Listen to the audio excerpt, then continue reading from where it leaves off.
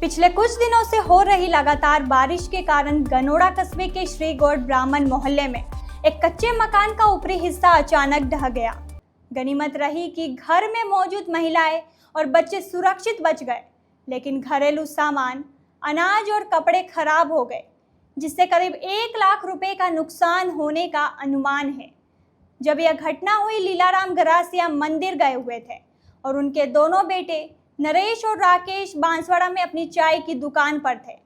घर में लीलाराम की पत्नी शारदा देवी, बहू दिव्या और 2 छोटी बच्चियां परी और हिम्मी मौजूद थी।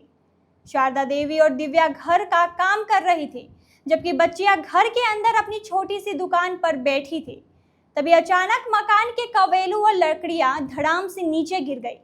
इस दौरान शारदा देवी को हल्की चोटें आई है, लेकिन बहू दिव्या और उनकी बेटियां सुरक्षित रही क्योंकि वे दूसरी तरफ थी। मकान गिरते ही शारदा देवी बड़ी मुश्किल से बाहर भागी और दिव्या भी अपनी बच्चियों को लेकर तुरंत घर के बाहर निकलकर मदद के लिए चिल्लाने लगी।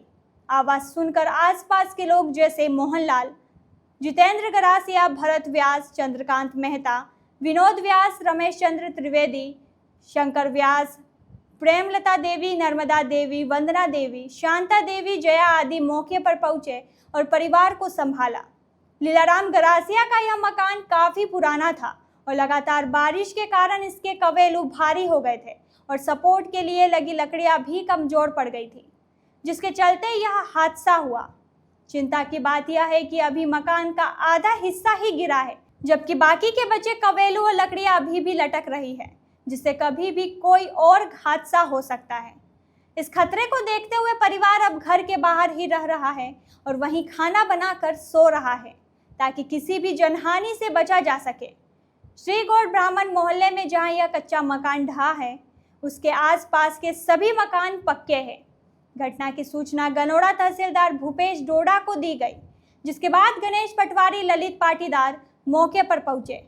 मकान गिरने और घरेलू सामान, अनाज आदि के खराब होने से लगभग 1 लाख रुपए के नुकसान का आकलन किया गया है। लीलाराम गरासिया और गांव के लोगों ने प्रशासन से परिवार के लिए मुआवजे की मांग की है, ताकि उन्हें इस मुश्किल के समय में सहारा मिल सके।